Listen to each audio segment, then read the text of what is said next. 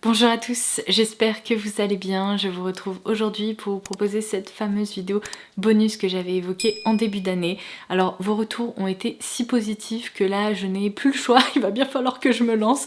Seulement je dois vous avouer que je redoute un petit peu de vous filmer cette vidéo, tout simplement parce qu'aujourd'hui je vais partager avec vous mes dernières lectures. Je vais vous parler de ces livres qui m'ont vraiment plu, que je vous recommande, d'autres qui m'ont moins plu et je vais évidemment vous expliquer pourquoi.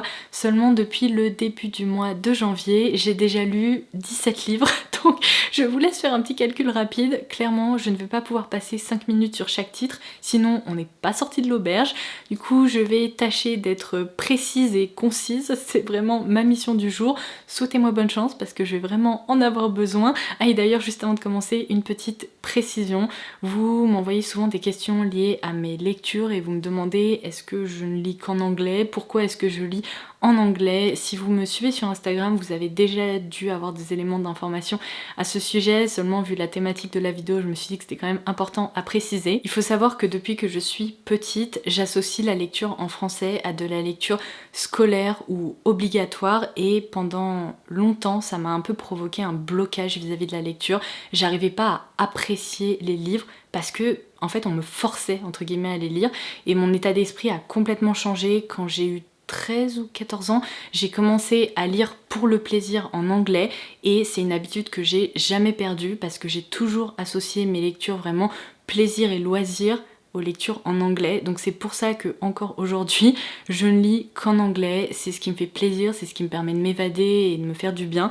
Du coup, tous les livres dont je vais vous parler sont des titres en anglais. En revanche, il est quand même important de préciser que il y en a certains qui sont très populaires, qui sont très appréciés et qui ont évidemment été traduits en français. Donc n'hésitez pas à dérouler la barre d'infos puisque je vous laisserai à chaque fois le titre en anglais si jamais ça vous intéresse, mais je vous laisserai aussi la version française si elle existe. Il faut savoir que pour certains livres, il y a également des traductions qui sont en cours et donc la version française ne va pas tarder à pointer le bout de son nez et ça pourrait vous intéresser. Et enfin, vous allez pouvoir constater que j'ai vraiment tendance à soutenir des autrices auto-publiées et dans ce cas-là, je dois vous avouer qu'il y a rarement de traductions qui sont disponibles, soit parce que pour le moment elles ont vraiment un petit lectorat ou ce genre de choses. Donc si les choses viennent à changer, eh bien vous trouverez les infos en barre d'infos, mais dans tous les cas, dans ces vidéos, vous allez aussi retrouver des livres qui sont disponibles en français, donc il va vraiment y en avoir pour tout le monde. Donc c'est parti. Alors je dois dire que j'ai débuté l'année 2023 par un véritable défi puisque je me suis plongée dans des romans fantastiques et il faut savoir que c'est vraiment pas mon style et le genre de roman vers lesquels je me tourne habituellement. Ça me parle pas trop, c'est pas mon délire, bref. Je me suis lancée parce que j'avais entendu beaucoup de bien de cette série écrite par Sarah J Maas. Donc on commence par le premier tome qui s'intitule A Court of Thorns and Roses en français. Le livre s'appelle Un palais d'épines et de roses. J'imagine que vous en avez déjà entendu parler. Alors ce qui m'a attirée, c'est que ce sont des livres fantastiques, mais c'est plutôt de la romance fantastique. Donc on va dire que ce premier tome correspond à une réécriture ou une sorte de réinterprétation du conte de la Belle et la Bête.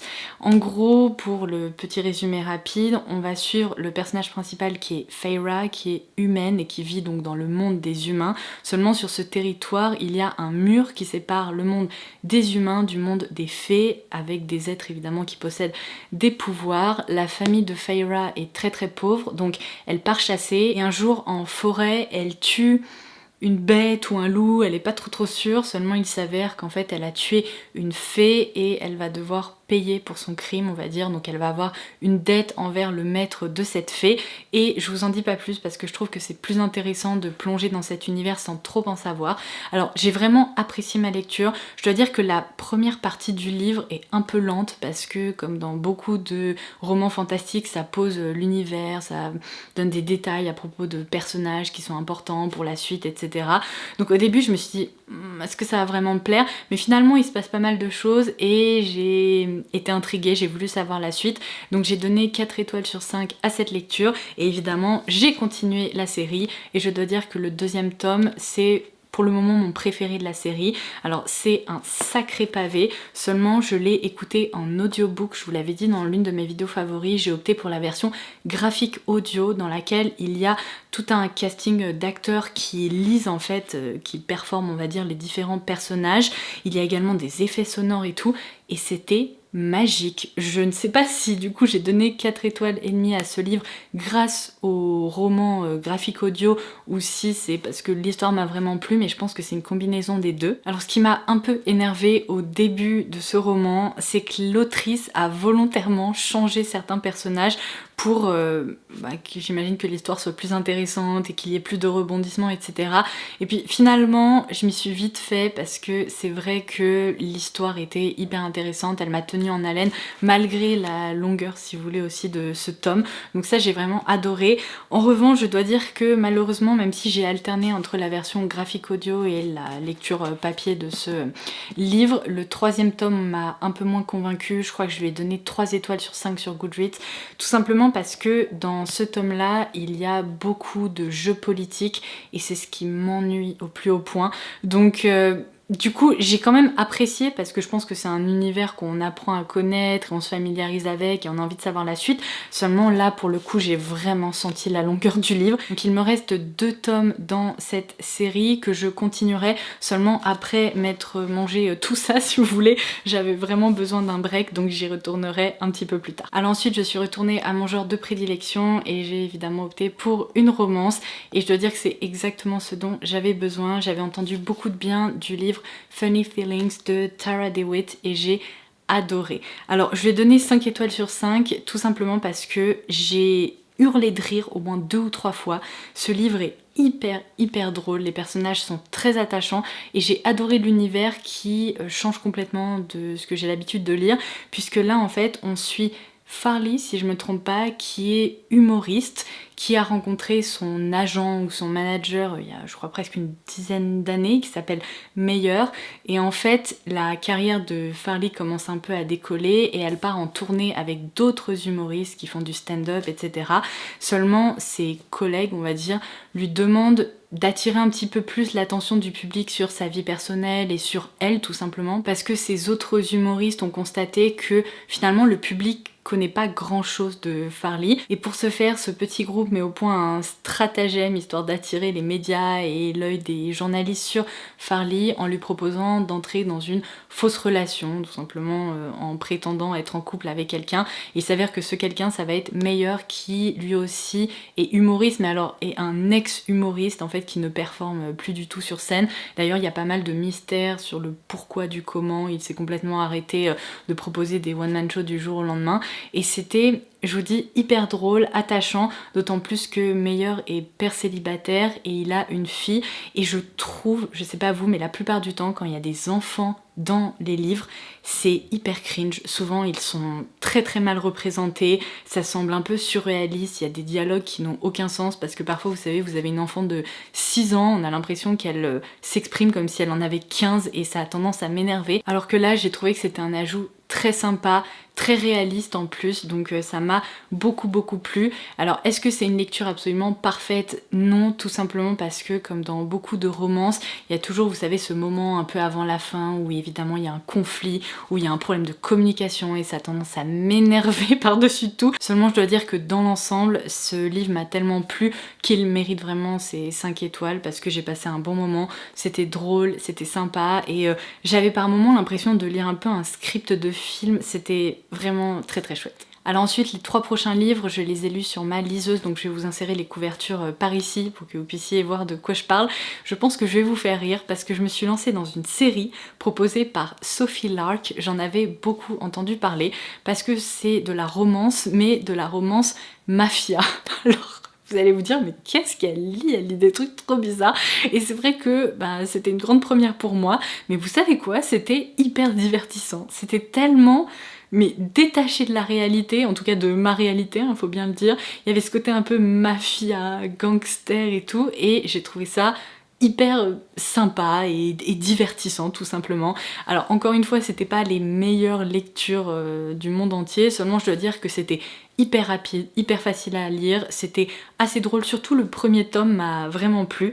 Donc c'est la série qui s'appelle Brutal Birthright et pour la petite histoire, il y a 6 livres dans cette série et après il y a une autre série en parallèle qui suivent les enfants des couples de la première série. Vous voyez de quoi je parle, il y a un peu un truc genre générationnel. Alors pour le moment, techniquement je n'ai lu que 3 des livres sur les 12 au total. J'aimerais vraiment réussir à lire ces 2 séries au complet parce que je pense que ça doit être vraiment divertissant et sympa, en tout cas à en juger par les 3 premiers tomes. Mais du coup, le tout premier s'appelle Brutal Prince. Alors pour vous poser un petit peu le décor, on suit en fait 2 familles. Donc la première fait partie de la mafia irlandaise, si je me trompe pas. Deuxième représente la mafia italienne, ça se passe à Chicago. Et en fait, on plonge tout de suite dans le feu de l'action, à savoir que le fils héritier, on va dire, de la famille irlandaise ne s'entend pas du tout avec les enfants de la famille italienne. Et en l'occurrence, il y a une altercation assez violente avec la fille de la famille italienne, ce qui provoque des petits soucis secondaires, on va dire, c'est-à-dire que son frère qui était destiné à devenir athlète professionnel, qui est pas très intéressé par les histoires de mafia dans la famille, eh bien il se retrouve avec un genou cassé et il ne peut plus pratiquer son sport. Donc en gros, il y a un espèce de règlement de compte entre les 2 familles et les parents décident de se poser autour d'une table, enfin en l'occurrence les 2 pères, et de conclure un accord, à savoir que ces 2 enfants là respectifs qui se sont pris la tête vont entrer dans un mariage forcé, histoire de rapprocher les 2 familles et de mettre fin aux querelles, etc. Donc vous vous en doutez, avec ces 2 là qui pouvaient pas se blairer à la base, eh bien les choses vont un peu escalader, ils vont tenter de se saboter l'un l'autre, et c'est de la romance, donc les choses vont à un moment changer et ils vont réaliser que c'est pas si pire finalement. Mais on est d'accord, c'est pas de la grande littérature, c'était juste divertissant, ça permet de penser à autre chose, ça se lit hyper vite, hyper bien, j'ai passé un bon moment. Après c'est sûr que ce sont pas mes livres préférés, mais j'ai quand même envie de continuer la série, donc j'ai donné 3 étoiles sur 5 au premier tome parce que c'était vraiment le plus drôle, je dirais, c'était quand même assez loufoque et un peu sympa. Les 2 tomes suivants, j'ai donné que 3 étoiles à chacun, tout simplement parce que, en fait, sachant que ce sont des livres qui sont assez courts, par moments je dirais que c'est presque un peu trop rapide en fait, on a un peu de mal à comprendre comment les choses peuvent progresser aussi vite, mais ça fait partie un peu du truc, donc je continuerai cette série. C'était chouette, ça restera vraiment pas dans les mémoires, mais c'était sympa quand même. Je passe ensuite à 2 livres que j'ai lus sur ma tablette, mais également en format audiobook, donc je vous laisserai les couvertures par ici. Je vous recommande particulièrement les formats audiobook pour cette série, parce qu'ils sont hyper bien réalisés, franchement j'ai adoré, je vais vous expliquer pourquoi. Alors, vous allez pouvoir constater dans ces vidéos, bilan lecture et tout, que j'ai aujourd'hui tendance à me tourner vers des livres pour adultes. Je ne lis quasiment jamais de young adult. Alors parfois, il y a des exceptions, on va dire, mais les livres qui se destinent plus à des adolescents, ça a tendance à m'énerver, c'est un peu trop enfantin, et je pense que c'est logique, en vieillissant, c'est un genre qui me parle moins.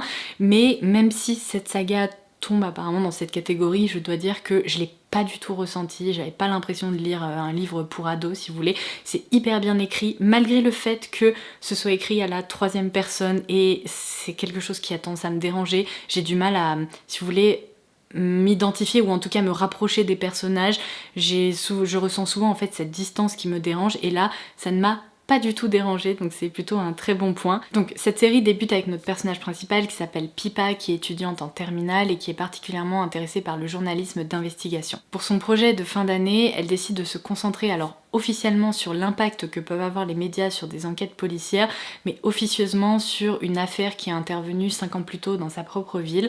Il s'avère qu'une lycéenne a disparu, que son corps n'a jamais été retrouvé. L'enquête policière en a conclu qu'elle avait été tuée, d'autant plus qu'en parallèle, son petit ami s'est suicidé et a laissé derrière lui une note d'aveu. Seulement, Pip a toujours trouvé, si vous voulez, le déroulement des événements très étrange, et elle n'est pas convaincue, mais presque, que ce n'est pas ce petit ami qui a tué cette personne, d'autant plus que où est son corps, qu'est-ce qui s'est passé, etc. Donc elle décide de se lancer dans sa propre enquête pour revenir sur les faits. Elle pose des questions à évidemment ce groupe d'amis de l'époque, elle tombe sur différentes personnes un peu d'intérêt dans cette affaire, et donc il y a une série d'interviews, elle a des notes qu'elle prend pour évidemment son projet scolaire, et elle va découvrir pas mal de choses et de nouveaux éléments que la police, si vous voulez, n'avait même pas repérés à l'époque, qui sont hyper importants pour cette enquête. Et c'est vraiment hyper bien fait parce qu'on est vraiment, si vous voulez, dans la peau d'une lycéenne qui essaye absolument de découvrir la vérité. Et donc dans ce livre, il y a la partie récit, mais il y a aussi énormément de notes prises un peu sous format devoir en quelque sorte. Il y a également toutes ces interviews dont je vous parlais, avec des dialogues et tout. Et c'est hyper bien fait parce qu'en fait, dans le format audio, on a vraiment des reconstitutions, on va dire, des interviews avec des enregistrements et tout. C'est génial, j'ai adoré cette expérience et ce moment de lecture. Donc si ça vous intéresse, foncez parce que vraiment j'ai adoré, j'ai donné 5 étoiles à ces 2 premiers tomes et j'ai déjà commencé le dernier tome de la série. Ensuite j'ai enchaîné avec une lecture dont je vous ai déjà parlé aussi dans une vidéo favori.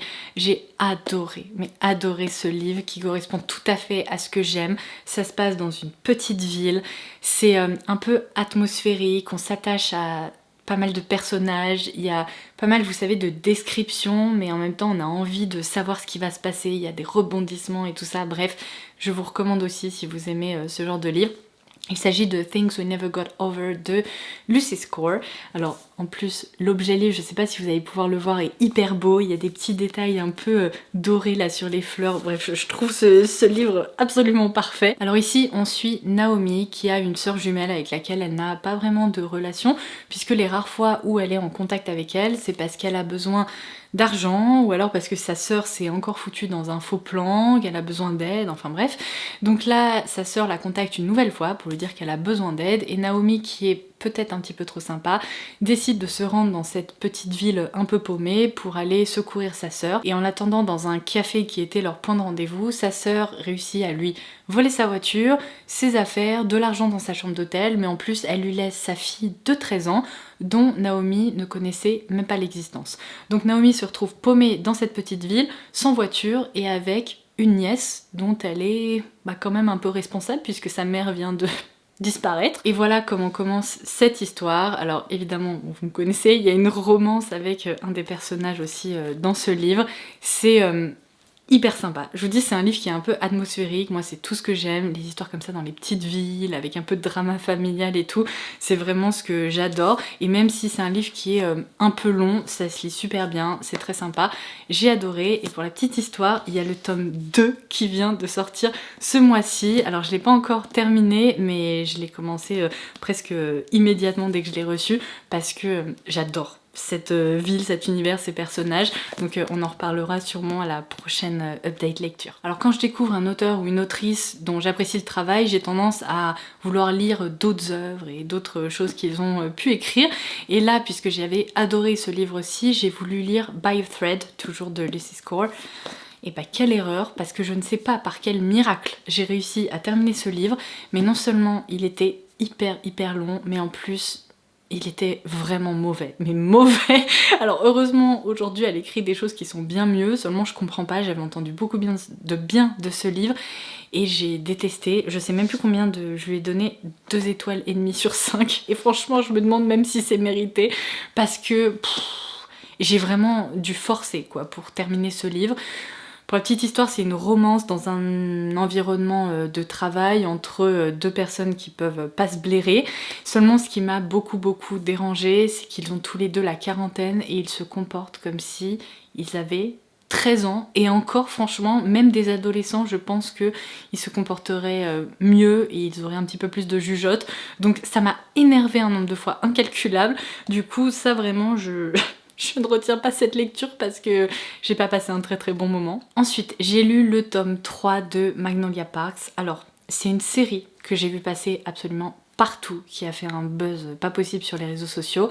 Et en fait, ça m'a donné envie de la commencer l'année dernière parce que j'ai lu des petits résumés qui expliquaient qu'en fait, ces livres, c'était Gossip Girl, mais en Angleterre, avec des gosses de riches et des situations complètement absurdes et des relations toxiques et tout ce qu'on veut, et particulièrement une relation toxique. Et je me suis dit, ça a l'air assez divertissant. Donc j'ai commencé sans trop savoir qu'est-ce que ça allait donner. Et il faut savoir qu'après avoir terminé le premier tome, je me suis dit, mais qu'est-ce que c'était que ça? Parce que L'écriture est très étrange, il faut vraiment s'y habituer, il y a une quantité de descriptions et des phrases qui sont tournées vraiment bizarrement, mais en même temps ce livre m'a fait ressentir tellement de choses que j'ai eu envie de continuer. Donc le deuxième tome se concentre sur d'autres personnes de ce groupe d'amis, et le troisième tome revient à ce personnage qui est donc Magnolia. Et vous savez quoi, c'est pas une romance, c'est le moins qu'on puisse dire, parce qu'on suit probablement l'une des relations les plus toxiques qu'il soit. Ce sont vraiment deux amis qui se connaissent depuis toujours, qui sont hyper amoureux, qui peuvent pas vivre l'un sans l'autre. Il y a vraiment une notion de codépendance qui est hyper ancrée dans leur relation, mais ils sont incapables, si vous voulez, d'avancer ensemble. Ils se trouvent jamais au bon moment. Il y a à chaque fois des erreurs qui sont commises par l'un ou par l'autre, histoire de blesser l'autre personne. Et donc on a l'impression que dès qu'ils font un pas en avant, ils en font trois en arrière. Et c'est des allers-retours constants comme ça. Et du coup c'est pour ça que je vous dis, c'est pas une romance. C'est vraiment pas un truc qu'on voudrait voir dans la vraie vie, que je souhaite à absolument personne. Et en même temps, dans un livre comme ça, c'est hyper divertissant et ça fait ressentir des émotions. Je vous assure, notamment le premier tome, j'ai eu envie de le balancer à travers la pièce peut-être 15 fois en lisant l'histoire. Du coup, j'aurais du mal à recommander cette série parce que même si je l'apprécie, parce que pour moi, à partir du moment où un livre est capable de vous faire ressentir autant d'émotions, c'est qu'il y a quelque chose qui est bien fait, mais en même temps, c'est tellement frustrant, énervant, hyper mais détestable sur plein d'aspects, que du coup j'ai pas envie de le recommander à tout le monde parce que je sais que ça ne plaira pas à tout le monde. Il faut vraiment aimer cet univers bourgeoisie anglaise avec des gosses de riches qui sont tous plus insupportables les uns que les autres, et cet univers vraiment un peu Gossip Girl. Mais si vous appréciez ça, peut-être que c'est une série à envisager parce que ça se lit quand même très bien et on a envie de savoir la suite. Du coup je continuerai parce que j'ai envie de savoir où ça va, mais en même temps c'est ultra frustrant. Ensuite j'ai lu The Soulmate Equation de Christina Lauren. Pour la petite anecdote, si vous ne le savez pas, Christina Lauren ce n'est pas une seule autrice, ce sont deux amies qui écrivent des livres ensemble et je les connais depuis très longtemps parce que je pense que j'ai commencé à lire de la romance avec leurs bouquins. Seulement je dois dire que c'est un peu ça passe ou ça casse avec moi parce qu'il y a certains de leurs titres que j'adore et d'autres qui franchement sont pas extraordinaires, et là je dois dire que malheureusement ça n'a pas fonctionné. Je vais vous expliquer pourquoi. En gros, il y a un résumé à l'arrière du livre que je vais partager avec vous qui est hyper sympa. Je trouve que les prémices de cette histoire étaient vraiment géniales et hyper bien trouvées. On va suivre le docteur Peña qui est un expert en génétique qui a réussi à mettre au point un test qui permet en fait par un simple test d'ADN de tester votre compatibilité avec une autre personne et donc de trouver la personne qui est faite pour soi grâce à un score qu'on obtient en fait à la fin. Donc son but avec ce test et sa société, c'est de révolutionner le monde du dating et l'idée de trouver la personne qui est faite pour soi en gros. Et je me suis dit c'est hyper sympa, ça peut soulever des questions intéressantes, etc. Seulement dans ce résumé, il est aussi indiqué qu'une fille qui s'appelle Jess décide d'envoyer un échantillon ADN, et lorsque il y a un test qui est fait sur cet échantillon, il s'avère que la compatibilité avec le fondateur de cette entreprise, elle est quasi parfaite, c'est le plus haut score qu'un test ait obtenu jusqu'à présent. Et voilà, en gros l'histoire commence comme ça, sauf que j'ai halluciné parce que je pense que les 60 premiers pourcents de ce livre correspondent à ça, à ce que je viens de vous dire. Il ne se passe strictement rien d'autre. Donc j'ai tourné des pages et des pages et des pages et je me suis dit mais quand est-ce qu'il va se passer quelque chose? Quand est-ce que cette histoire va progresser? Parce que j'avais l'impression d'avoir, si vous voulez, une version étendue comme ça du résumé. On n'apprenait rien de plus, il n'y avait aucun rebondissement, rien. Et je me suis dit mais c'est pas possible, c'est d'un ennui mais incroyable. Et seulement vers le dernier tiers du livre, ça y est, enfin il se passe quelque chose. Non mais je me suis dit c'est pas possible. Du coup j'ai été vraiment hyper déçue parce que soit il aurait fallu que le résumé en révèle beaucoup moins, ou alors il aurait fallu qu'il se passe plus de choses dans le livre, enfin je sais pas, mais en tout cas c'était vraiment pas mon truc, et donc j'ai malheureusement pas apprécié cette lecture. Ensuite, un livre qui est hyper bien noté sur Goodreads et qui malheureusement ne m'a pas transcendé, je lui ai donné 3 étoiles sur 5 également, il s'agit de Mile High de Lee Stamford. Alors, En gros, là franchement ça mérite pas un résumé très très long. Dans cette histoire, on va suivre Stevie qui est hôtesse de l'air pour une compagnie on va dire très privée qui permet en fait à des équipes d'athlètes, notamment là dans le hockey, de traverser le pays pour se rendre à des matchs, etc. Donc elle fait partie de l'équipage qui suit un peu partout dans le pays cette équipe de hockey professionnelle. Et elle a une première, on va dire, altercation avec un des joueurs qui est un joueur, vous savez, qui a un melon comme ça, qui est hyper bling bling et qui a l'air assez insupportable. Et en gros, eh bien évidemment, leur relation va progresser et il va se développer une romance entre eux. Mais je dois dire que malheureusement ça m'a pas beaucoup plu parce qu'en fait ce personnage principal là, que je viens de vous décrire, ce joueur professionnel, il était assez insupportable en fait. Ce côté, vous savez, star du sport, qui est hyper imbu de lui-même et tout, je déteste. Du coup, j'ai pas vraiment réussi à m'attacher au personnage et à les trouver intéressants. Donc il y avait certains points dans l'histoire qui étaient très intéressants et hyper bien développés. Et puis, il y en a d'autres qui m'ont... Voilà quoi, un peu laissé mi-figue mi-raisin. C'est un livre qui est aussi très long pour une romance, donc... je sais pas trop si je le recommanderais, parce qu'en même temps, comme dans beaucoup de séries, ça permet d'introduire d'autres personnages secondaires, et la suite de la série va se concentrer sur ces autres personnes, on va dire, qu'on a rencontrées au fur et à mesure du livre. Donc sachant que les personnages secondaires m'ont presque plus intéressée que les personnages principaux, eh bien je me dis que je continuerai, juste pour justement voir si ça s'améliore, ou si une autre histoire me plaît plus. Mais ce premier tome...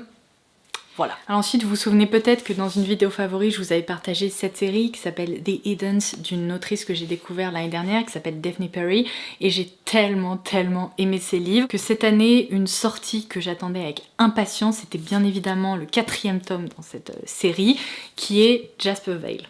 Et bah mon dieu, c'était une catastrophe, mais déception énorme. Alors j'espère que le tome suivant rattrapera un peu tout ça, parce que là c'est pas que j'ai détesté, mais presque. C'est-à-dire qu'en fait dans cette série vous suivez les enfants d'une famille, je crois qu'il y a 6 frères et sœurs si je me trompe pas, et dans chaque livre eh bien on suit un de ses frères et sœurs avec sa vie, son boulot, ses amours, tout ça. Et comme je vous le disais, j'attendais vraiment ce 4e tome parce qu'on suit l'histoire d'Héloïse qui travaille dans l'hôtel familial, qui avait l'air d'être hyper sympa et un personnage, vous savez, un peu pétillant et tout.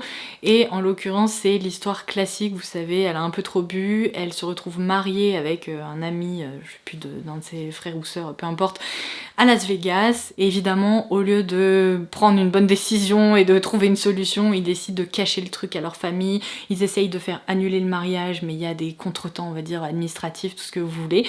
Et puisque c'est une romance, eh bien il va se développer une relation et ils vont se rendre compte que bon, finalement c'est peut-être pas une mauvaise chose qu'ils se soient mariés sans même se connaître. Mais ce qui m'a vraiment dérangée dans cette histoire, c'est qu'il n'y a quasiment eu aucun contact ou dialogue entre ces deux personnes qui se sont du jour au lendemain retrouvées mariées et qui à un moment se rendent compte que ah bah non, j'apprécie vraiment si vous voulez ma femme ou mon mari, là un peu improvisé.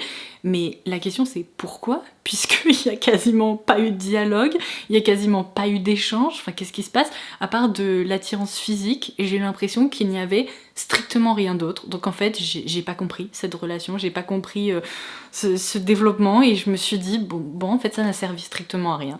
Donc voilà, déception, j'ai mis 2 étoiles à ce livre, et je vais vous dire, je suis généralement généreuse avec mes notations, j'ai plutôt tendance à bien noter les livres, mais alors là, vraiment catastrophe. Ça a été rattrapé par la lecture suivante qui est Powerless, c'est le 3e livre dans la série Chestnut Springs de Elsie Silver que j'ai également découvert en 2022. Alors pour la petite histoire, un peu comme avec le roman Mile High dont je viens de vous parler, le premier tome de cette série je ne l'ai pas du tout aimé, encore une fois parce que j'ai pas aimé le personnage masculin principal, il m'a vraiment pris la tête comme pas possible.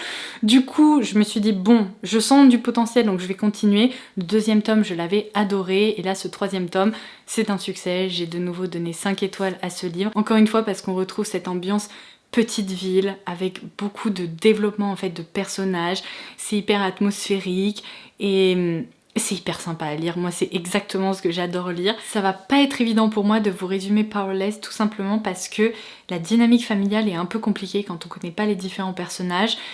Pour essayer de faire simple, cette série débute dans une famille avec un père et ses 2 enfants qui sont déjà adultes et on suit en fait ces 2 enfants dans le premier et le deuxième tome.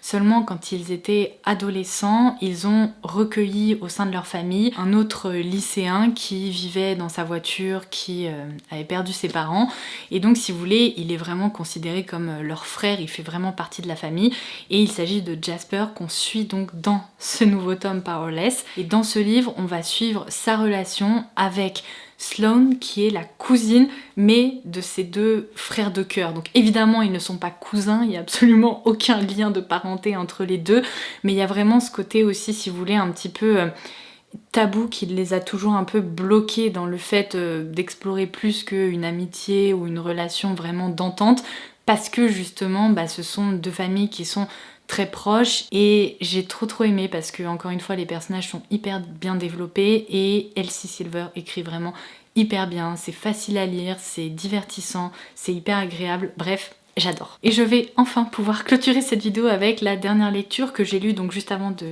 d'entamer ce livre-ci. Il s'agit de A Deal with the Devil de Elizabeth Hoark. Alors, je vous ai déjà parlé de cette autrice parce que l'année dernière j'ai lu sa série Parallèle que j'ai adorée. Vous savez, je vous avais parlé de cette histoire un peu de voyage dans le temps qui était hyper originale. Enfin, vraiment, j'ai passé un super bon moment. Donc, quand j'aime bien le travail d'une autrice, comme je vous le disais, j'ai envie de lire d'autres choses. Et j'avais beaucoup entendu parler de cette série-là. Alors, franchement, 2 poids 2 mesures, rien à voir. On est vraiment dans un univers un peu plus rom-com, c'est un peu plus drôle, beaucoup plus léger et si vous voulez le concept de base, en tout cas l'histoire est un peu moins travaillée. Mais j'ai quand même apprécié cette lecture, je lui ai donné 4 étoiles sur 5 parce que c'est divertissant, c'est fun, ça m'a aussi fait sourire à pas mal de reprises. C'est vraiment, vous savez, cette histoire entre 2 personnes qui s'entendent pas du tout, mais qui finalement vont développer des sentiments l'un pour l'autre. Donc on a d'un côté un chirurgien esthétique qui est marié avec son travail, qui ne fait strictement rien d'autre, qui est assez odieux, qui ne s'engage jamais avec qui que ce soit. Et un jour, son assistant part en vacances. Alors bon, il y a un autre truc à côté, mais peu importe. En gros, son assistant n'est plus là. Donc une fille qui s'appelle... Oh my, j'ai du mal avec les prénoms. Tally le remplace, c'est d'ailleurs une de ses amies, donc c'est vraiment une recommandation. Il lui a dit, tu peux lui faire confiance, c'est bon, elle va me remplacer, moi je vais prendre des vacances. Et donc Tally rencontre ce fameux chirurgien et ça se passe pas super bien parce que comme je vous le disais, il est un petit peu odieux alors que elle a envie de bien faire les choses et puis elle a un peu de mal à cerner le personnage, on va dire. Et on va suivre un peu leur relation à la fois de travail et puis après personnelle qui se développe. Et c'était fun. Donc pareil, il s'agit d'une série dans laquelle je crois il y a 4 livres. Donc je vais continuer ça, mais comme vous pouvez le voir, j'ai pas mal de séries à continuer, donc j'ai du boulot. Du coup, voilà, ça me permet de conclure cette vidéo. J'espère vraiment que ça vous aura plu, que toutes mes petites explications et recommandations vous auront donné de l'inspiration. N'hésitez pas à me laisser un petit commentaire ci-dessous pour me dire quels sont les derniers livres que vous avez lus. Est-ce qu'ils vous ont plu? Est-ce qu'il y en a certains que vous me recommandez absolument? J'ai hâte de vous lire et d'échanger sur un autre sujet que les cosmétiques ou la mode ou ce dont on a l'habitude de parler. J'adore vous lire et j'adore aussi lire ce que vous aimez parce que j'ai l'impression de me sentir plus proche de vous quand je le fais et je trouve ça super chouette. Donc voilà, ça sera tout pour aujourd'hui. J'ai tellement parlé, j'ai la gorge toute sèche. J'ai l'impression d'avoir eu chaud, en même temps je suis dans un pull vraiment hyper doudou, j'aurais jamais dû m'habiller comme ça. Mais c'est pas grave, j'ai survécu. J'espère que ça vous aura plu. Si c'est le cas, n'hésitez pas à me laisser un petit pouce. Et en attendant la prochaine, je vous embrasse très fort et je vous dis à très vite. Bye bye!